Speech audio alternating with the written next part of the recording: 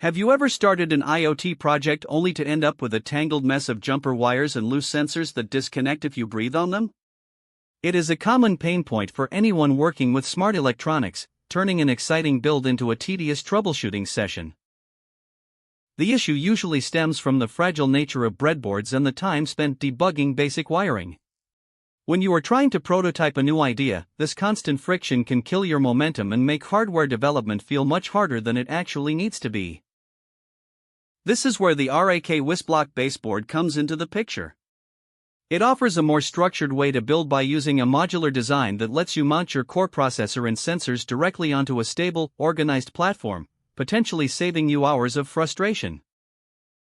What makes this board interesting is how it minimizes the need for external wiring. By providing standardized slots for modules, it effectively creates a plug-and-play environment for your sensors. This can be a significant benefit if you are constantly iterating on your design or testing different sensor arrays. Whether you are building a custom weather station, a smart office monitor, or a remote environmental tracker, this base provides a solid foundation. It is particularly useful for those who want to move from a proof of concept on a breadboard to a more permanent, reliable prototype. The real advantage here is consistency.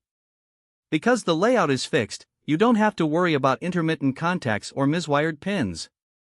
It is a practical tool for keeping your workbench clean and your logic testing focused on the code rather than the hardware connections. Before you decide to order, it is essential to check compatibility.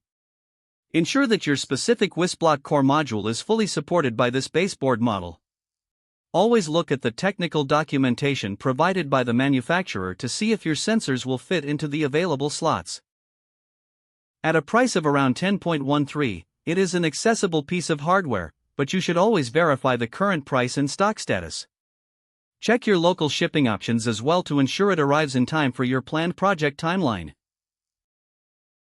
Take a moment to think about your specific enclosure needs.